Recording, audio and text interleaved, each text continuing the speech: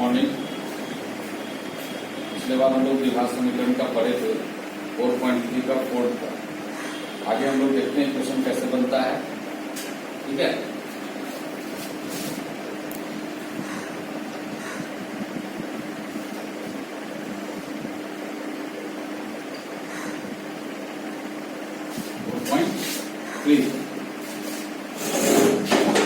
ये जैसे लिखा हुआ है क्वेश्चन में, एक क्लास टेस्ट में शेफाली गणित और अंग्रेजी में प्राप्त किए गए अंकों का योग 30 है। एक क्लास टेस्ट में शेफाली के गणित और अंग्रेजी में जो अंक का योग है वो 30 है। यदि उसके गणित में 2 अंक अधिक और अंग्रेजी में 3 अंक कम मिले होते तो उनके अंकों का गुणनफल 210 होता है। उसके द्वारा दोनों विषयों में प्राप्त किए गए अंकों को ज्ञात। जब शेफाली को नेक्स्ट मानेंगे क्वेश्चन नंबर 5। माना कि क्या मानेंगे हम लोग, शेफाली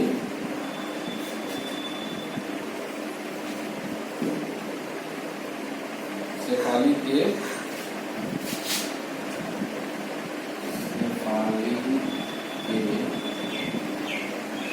गणित में अंक इक्वल टू एक्स।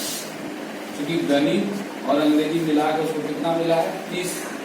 लिखेंगे शेफाली के अंग्रेजी के अंक इक्वल टू 30 माइनस एक्स।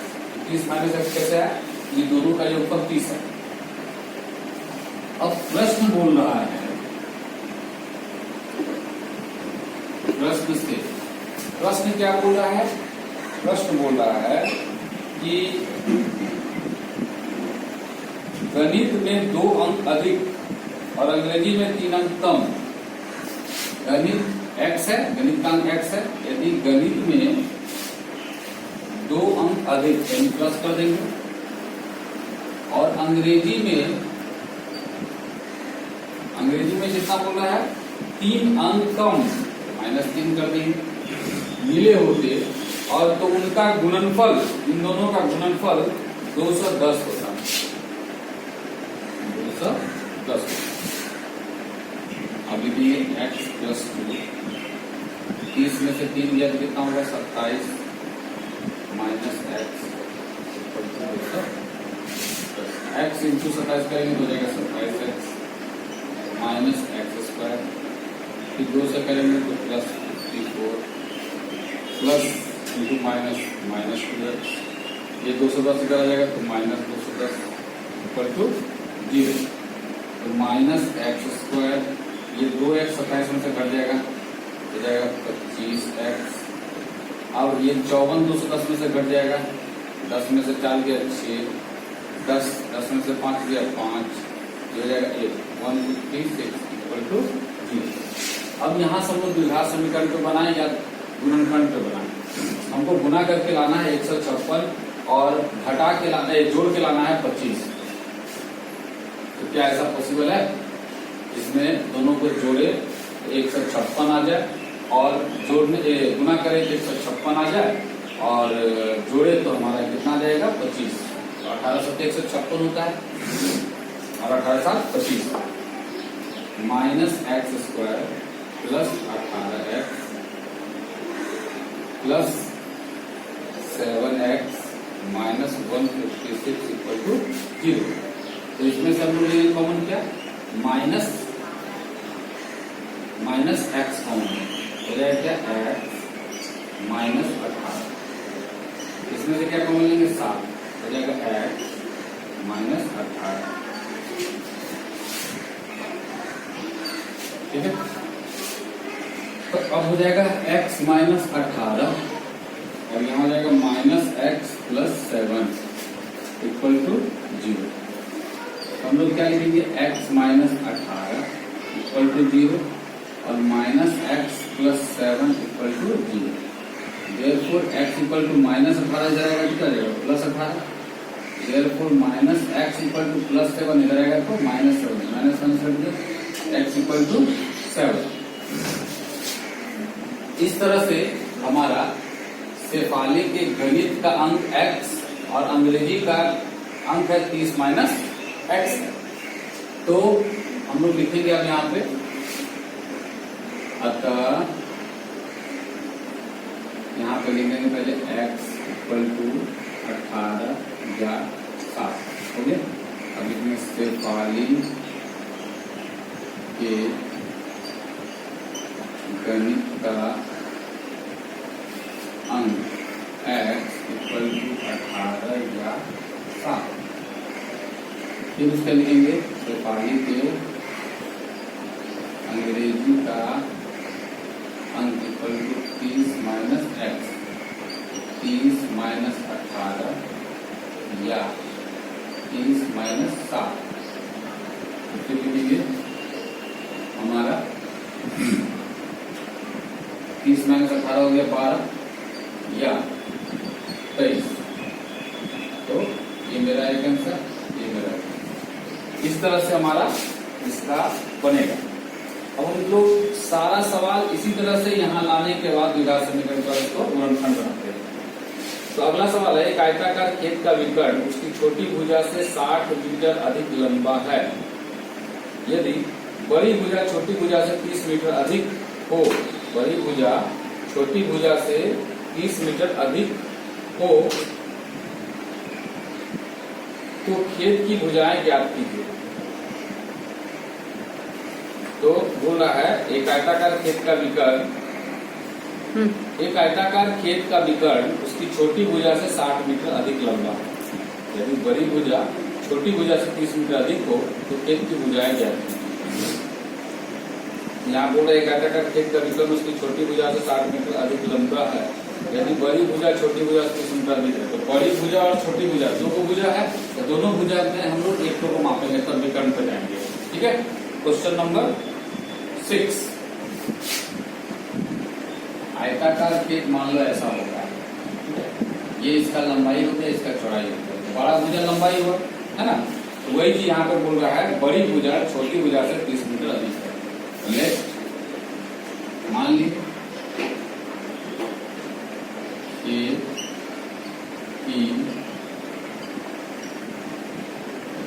छोटी भुजा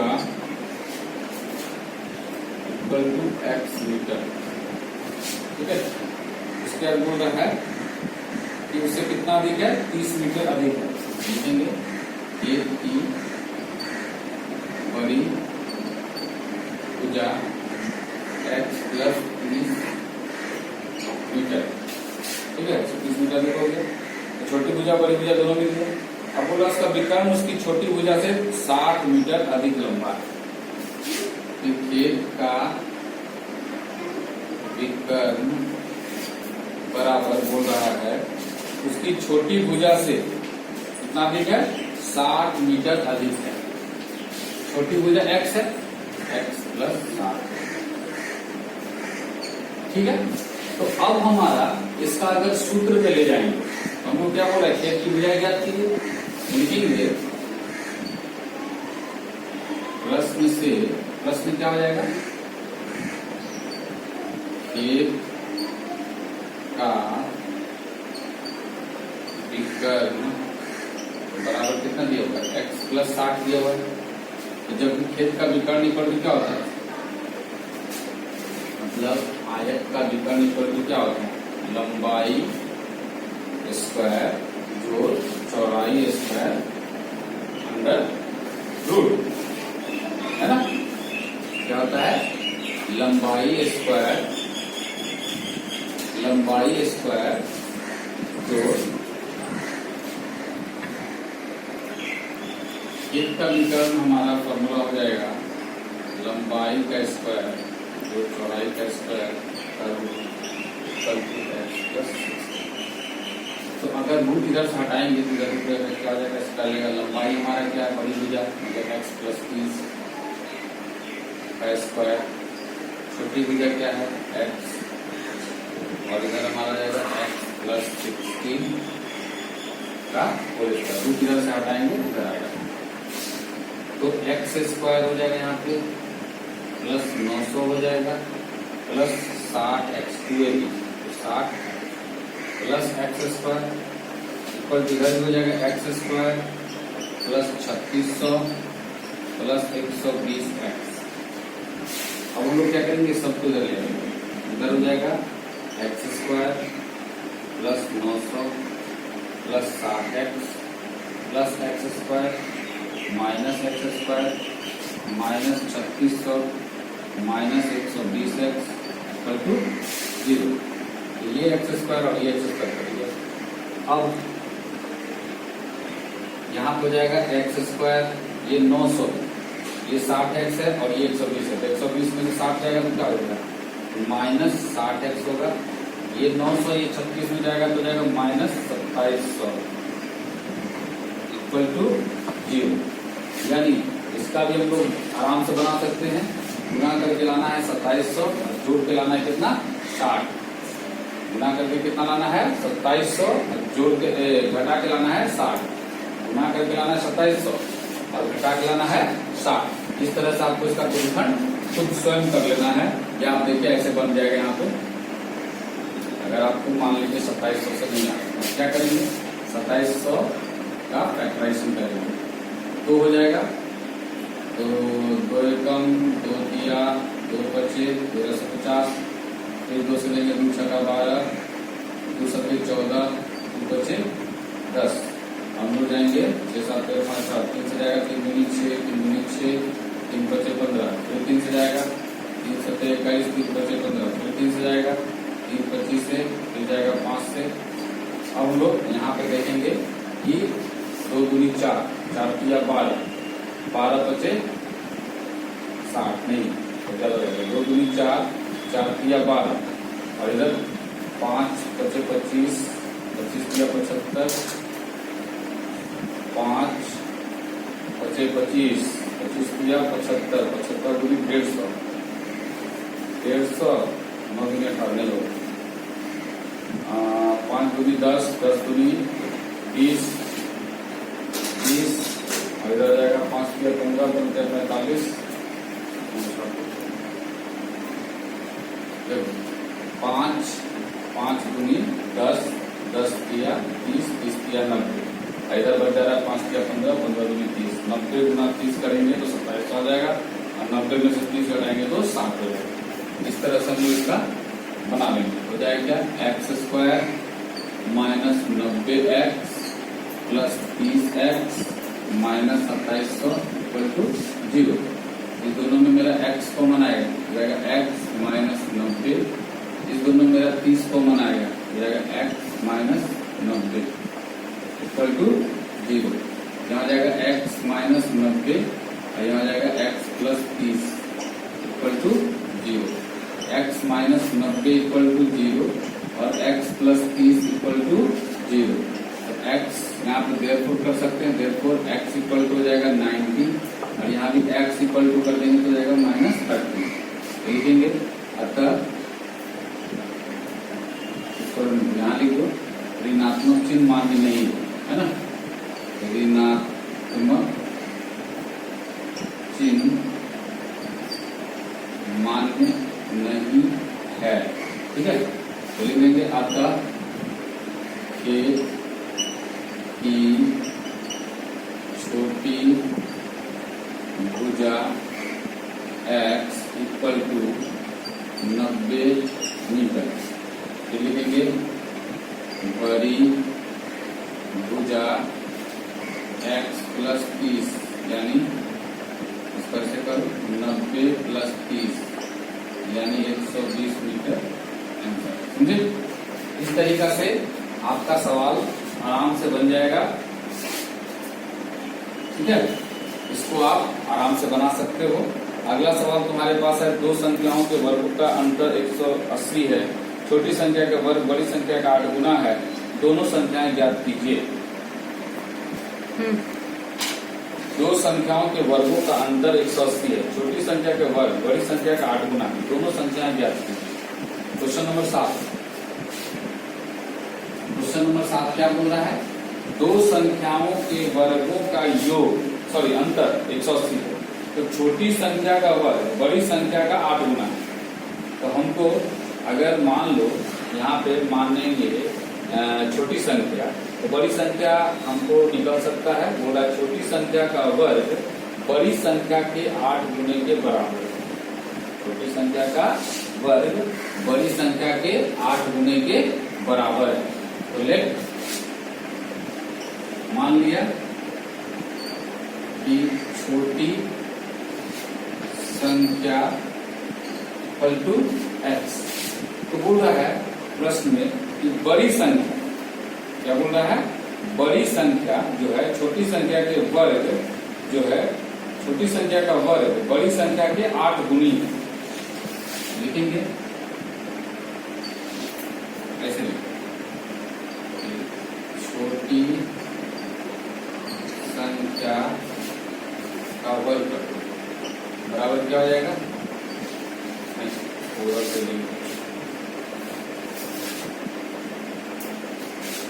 बोल रहा है बड़ी संख्या का 8 गुना जो है छोटी संख्या का वर्ग के बराबर। इस तरह से बड़ी संख्या क्या हो जाएगा, बड़ी संख्या बराबर छोटी संख्या मतलब x² बाई 8। ये हमारा बड़ी संख्या है। बड़ी संख्या बराबर x² बाई 8, छोटी संख्या है x। अब क्वेश्चन कह रहा है, अब क्वेश्चन क्या कह रहा है कि दो संख्याओं के वर्गों का अंतर 180 है।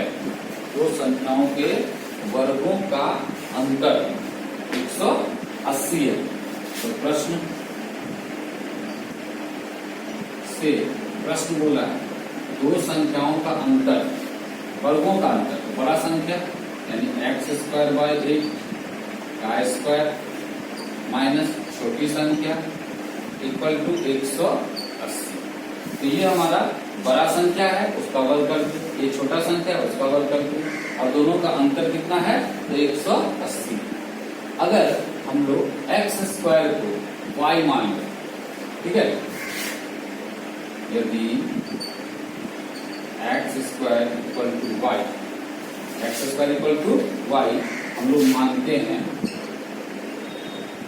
तो क्या हो जाएगा यहाँ पे y बाई 8 का square minus y equal to 180 होगा ना।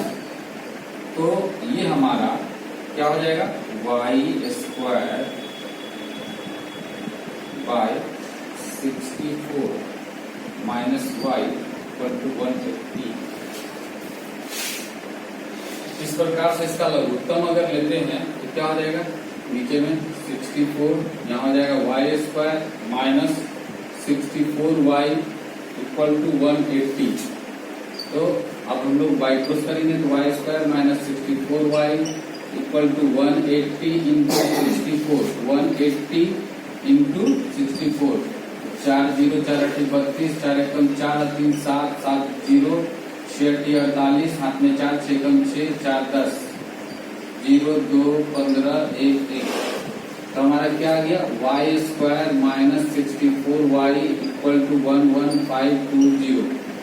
इसको इधर ले आएंगे, हो जाएगा y² minus 64y minus 11520 equal to 0। तो हमारा गुना करके लाना है 11520 और घटा के लाना है 64। तो 11520 तो अगर हम फैक्टराइजेशन करेंगे, ठीक है, तो यहाँ पे हम लोग क्या करेंगे, y² minus 144y plus 80 minus 11520 equal to 0। इस तरह से हमारा क्या हो जाएगा, इस दोनों में कॉमन लेंगे और इस दोनों में कॉमन लेंगे, ये हमारा हो जाएगा 80y। इस दोनों में कॉमन लेंगे तो जाएगा y माइनस 144।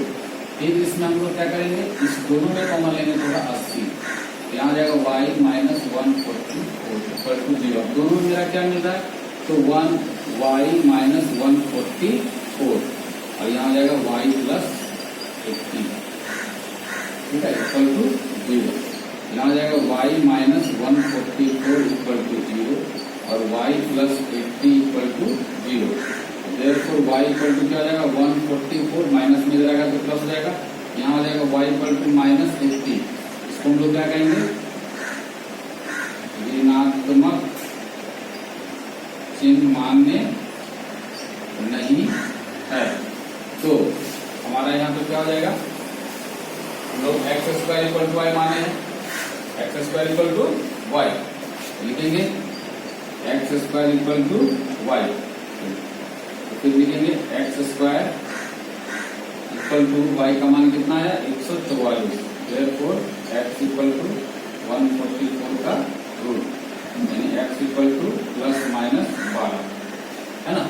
तो हमारा इस तरह से x का मान कितना है प्लस माइनस 12, ठीक है। तो लिखेंगे x इक्वल टू 12 माइनस 12, ठीक है। तो हमारा यहाँ पे ऋणात्मक चिन्ह में नहीं बोल रहा है, इसलिए इसको क्या लिखेंगे, यहाँ भी ऋणात्मक चिन्ह मान्य नहीं है, तो यहाँ लिखे हुए लिखेंगे, ठीक है। तो क्या हो जाएगा, इस तरह से x इक्वल टू 12 हो जाएगा, ठीक है। अब लिखेंगे यहाँ पे अतः छोटी संख्या equal to x equal to 12, यहाँ लिखेंगे बड़ी संख्या equal to x square by 8। एक्स का मान कितना है 12 का स्क्वायर बाई 8, यानी 12 गुना 12 बटा 8, 4 गुना 8, 4 दिया 12, 3 6 तो 6 दिया 18। ये कैंसिल नहीं होगी, इस तरह से मेरा 12 और 18 आंसर होगा। ये समझ में आया। पहला हम लोग यहाँ पे जो निकाले, ये इक्वेशन जो हमारा निकल रहा है, इसमें निकालने के लिए x square equal to x का पावर 4 हो जाएगा, ठीक है। तो विकास समीकरण में ये नहीं आएगा, फिर इसको वाई लेके यहाँ निकालिए इक्वेशन से, इसको हल कर लीजिए। ये माइनस 80 ऋणात्मक चिन्ह है, इसलिए मान्य नहीं होगा। तो हम लोग x square equal to y रखें 144, देयरफॉर एक्स इक्वल टू 144 का क्या निकलेगा 12 निकलेगा। 12 प्लस माइनस में 12 प्लस में एक माइनस में, तो ऋणात्मक चिन्ह माने नहीं, इसलिए छोटी संख्या एक्स इक्वल टू 12, तो बड़ी संख्या निकाल देंगे, ठीक है। इस प्रकार तुम्हारा क्वेश्चन नंबर 7 भी बन गया। अगला क्वेश्चन है, एक रेलगाड़ी एक समान चाल से 60 किलोमीटर की दूरी तय करती है, यदि यह 4-5 किलोमीटर प्रति घंटा अधिक होती तो वह उस यात्रा में 1 घंटा से कम समय लेती। रेलगाड़ी की चाल ज्ञात कीजिए, ठीक है। क्वेश्चन नंबर 8, एक रेलगाड़ी एक समान चाल से 360 किलोमीटर की दूरी तय करती है, यदि यह 4-5 किलोमीटर प्रति घंटा अधिक होती तो वह उसी यात्रा पर 1 घंटा कम समय लेती। रेलगाड़ी की चाल ज्ञात कीजिए। क्वेश्चन नंबर 8,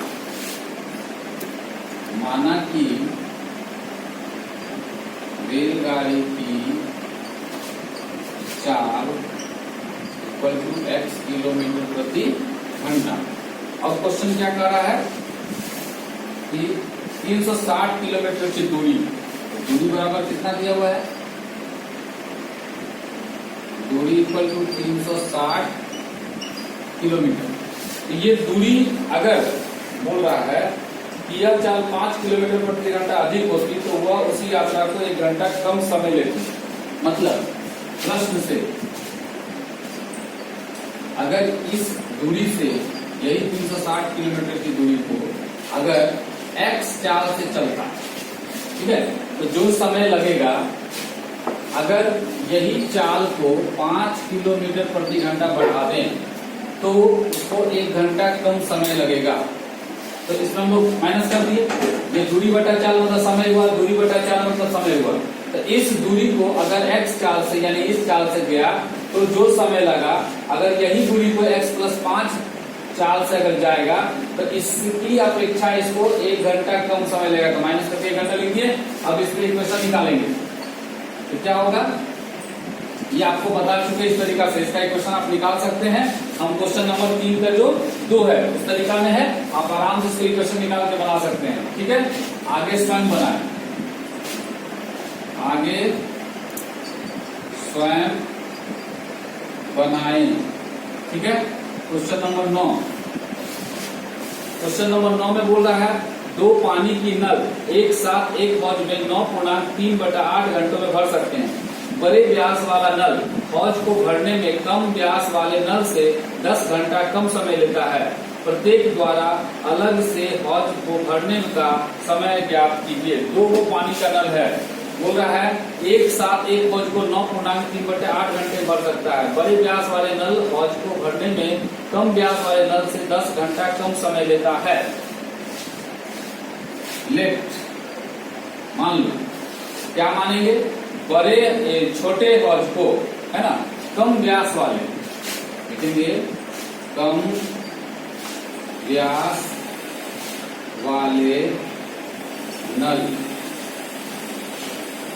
से हौज को भरने में लगा समय, या लिखेंगे छोटे नल, छोटा नल भी लिख सकते हैं और बड़ा नल भी लिख सकते हैं। ठीक है, इसको अच्छा रहेगा, इतना बड़ा लिखने से अच्छा है छोटा नल लिखेंगे। छोटे नल से लगा समय इक्वल टू x घंटा। अब लिखेंगे बड़े नल से लगा समय, क्या बोल रहा है कि बड़े व्यास वाले नल को हौज को भरने में कम व्यास वाले नल से 10 घंटा कम समय लगता है। लिख देंगे x माइनस 10 घंटा, ये समय लगा। अब बोल रहा है अगर दोनों को एक साथ खोल दें तो क्या लगेगा समय, 9.3/8। अब एक बात हमेशा याद रखना है, ये टाइम एंड वर्क का सवाल है। टाइम एंड वर्क यानी समय और कार्य। समय और कार्य में क्या होता है, सवाल जो हम लोग बनाते हैं, मान लो एक नल को 4 घंटा लगता है कोई चीज बनाने भरने में, दूसरा नल को 5 घंटा लगता है। अगर हम दोनों को एक साथ खोल देंगे तो हमारा 4 + 5 अगर कर देंगे तो बोलेंगे 9 घंटा लगता है। तो ये तो हमारा कहना आंसर गलत होगा। क्यों गलत होगा, क्योंकि इसको 4 घंटा लग रहा है, इसको 5 घंटा लग रहा है। दोनों एक साथ एक हौज को भरेगा तो कम समय लगेगा, जबकि यहाँ दिखा रहा है 9 घंटा। इसलिए इसको ऐसे नहीं बनाते, इसको लोग उलट कर कार्य में ले आते। ये समय है, इसका कार्य क्या होगा, इसको कहते हैं समय। इसका कार्य क्या होगा, 1/4। 1/4 इसका क्या हो जाएगा समय, कार्य 1/5। इस तरह से जाएगा 1/4 + 1/5। इस प्रकार से हम लोग निकालते हैं। ठीक वही चीज यहाँ पे हम करेंगे प्रश्न से। दोनों मिलके यानी 1/x + 1/x - 10 = 1/, टोटल कितना समय लग रहा है उसको, 9.3/8। 9.3/8 समझे। इस तरह से सबको कार्य में ले आए। टाइम पे हम इस सवाल को नहीं बना पाते, ठीक है। तो कार्य में ले आए, कार्य में लाके देखो कैसे आगे बनता है,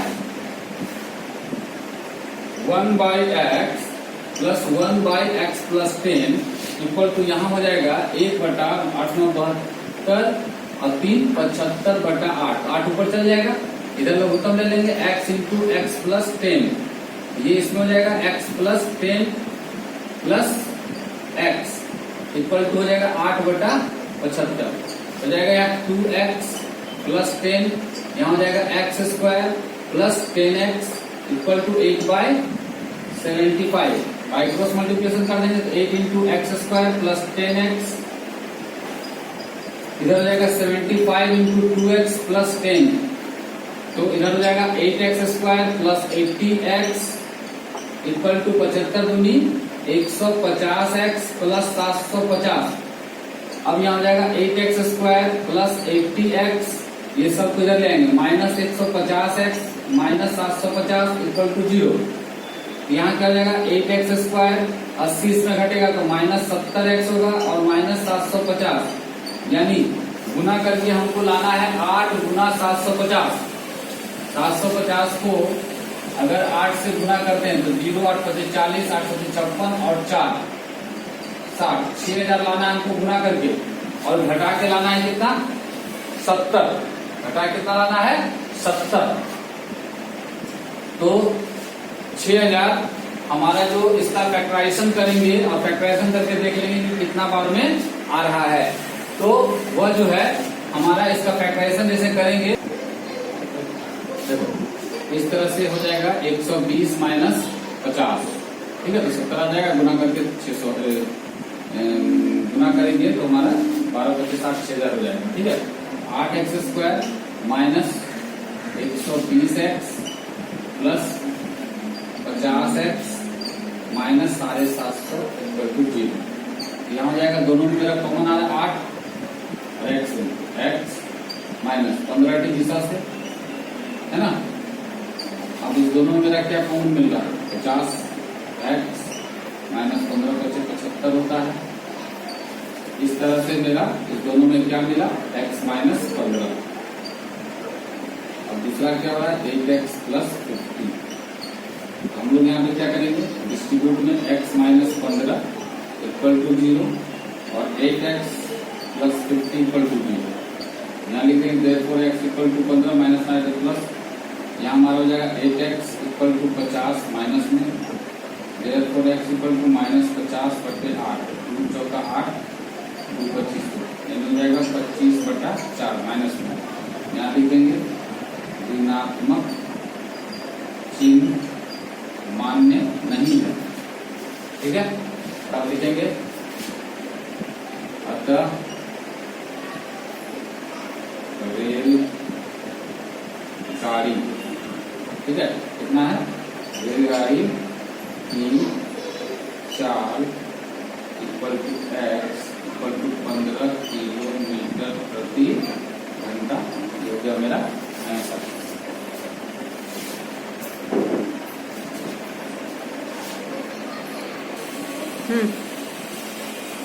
देखो इसमें रेलगाड़ी की चाल नहीं है तो इस सवाल का है ना, इसमें क्या होगा, छोटे नल में को भरने में लगा समय। लिखेंगे अतः छोटे नल से लगा समय इक्वल टू x कितना है, 15 घंटा। तो लिखेंगे बड़े नल से लगा समय x plus x minus 10 equal हो जाएगा 15 माइनस 10 इक्वल टू 5 घंटा। मतलब इससे क्लियर हो गया कि बड़ा नल को 5 घंटा ही लगता है और छोटा नल को 15 घंटा लगता है, ठीक है। इस तरह से हम लोग का ये आंसर आया। ओके, इसको आपको 10 बार बनाना है, पहले से पता है कैसे बनाना है। मैसूर और बेंगलोर के बीच 132 किलोमीटर यात्रा करने में एक एक्सप्रेस रेलगाड़ी सवारी गाड़ी से 1 घंटा समय कम लेती है, ठीक है। यदि एक्सप्रेस रेलगाड़ी की औसत चाल सवारी गाड़ी की औसत चाल से 11 किलोमीटर अधिक हो तो दोनों रेलगाड़ियों की औसत चाल ज्ञात कीजिए। सेम सवाल आपका हम बता चुके हैं क्वेश्चन नंबर 8 में। 2 वर्गों का क्षेत्रफल का योग 468, यदि उनके परिमापों का अंतर 24 मीटर हो तो दोनों वर्गों की भुजाएं ज्ञात कीजिए। ये भी आपको बता चुके हैं। इस तरह से ये पूरा 4.3 आपका कंप्लीट हो जा रहा है, ठीक है। आप इसमें से जो बनाइए। क्वेश्चन नंबर एक्सरसाइज 4.4, एक्सरसाइज 4.4 में तुम्हारा सेम तरीका का सारा सवाल है।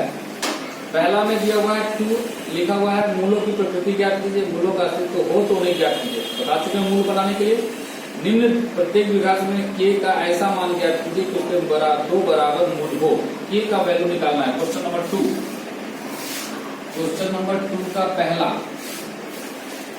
2x² क्या लिखा हुआ है, 2x² plus kx plus 3 equal to क्या है, 0। अब हमको क्या करना है, k का एक ऐसा मान निकालना है जिससे कि इसका बराबर मूल हो। मूल क्या होगा, बराबर होगा। तो मूल बराबर होने के लिए हम लोग क्या लिखते हैं, d इक्वल टू 0, है ना। तो यहाँ a equal to 2, b equal to a, c equal to 3 और d इक्वल टू हम लोग क्या लेते चलेंगे, 0। d का मान क्या है, b² minus 4ac equal to 0। तो b का वैल्यू हमारा क्या है, k² माइनस 4 इंटू a यानी 2 इंटू c यानी 3 इक्वल टू 0। तो यहाँ जाएगा k² माइनस 4 को यहाँ काट दिया 24 इक्वल टू 0। तो यहाँ पे क्या रहेगा के स्क्वायर माइनस 24 इधर आएगा तो क्या रहेगा प्लस 24, देयरफॉर के इक्वल टू क्या रहेगा 24 का रूट, यानी के इक्वल टू क्या रहेगा, यहाँ पर हम लोग अगर निकालते हैं 4 छक्का 24 तो 2 निकलेगा और अंदर हो जाएगा 6। ये हमारा के का वैल्यू इस पर पुट करेंगे तो हमारा इसका मूल जो है बराबर होगा, यानी 0 आएगा। इसी तरह दूसरा का भी निकालना है, क्या एक ऐसा आम बगिया बनाना संभव है जिसकी लंबाई चौड़ाई से दुगनी हो, तो इस तरह से बनाना जैसे हम लोग बताए हैं।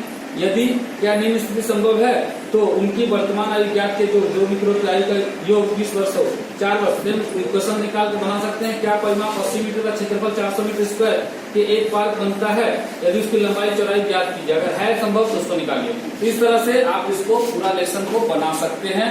ये हम लोग का आज कंप्लीट हो गया इस वीडियो में। आप लोग के पास कोई भी प्रॉब्लम होगा तो आप इसको पूछ सकते हैं। नेक्स्ट हम लोग जो अगला स्टार्ट करेंगे वो है एपी समांतर श्रेणियां। ओके, अगले बार जो वीडियो में मिलेगा वो आपका समांतर श्रेणी में मिलेगा। इस तरह से आपका ये जितना बार हम सवाल जो बताया उसको दस्ता बनाना है, साथ ही साथ इसको जो है घर में कोशिश करना है कि 10 बार बनाने के साथ साथ आपको अगर नहीं आ रहा है पूछे व्हाट्सएप पे आप इसको भेज सकते हैं। और प्रत्येक दिन माँ पिताजी को प्रणाम करना है बैठ छूकर, और कोरोना काल में कोशिश करना है घर में ज्यादा रहे। Okay, bye.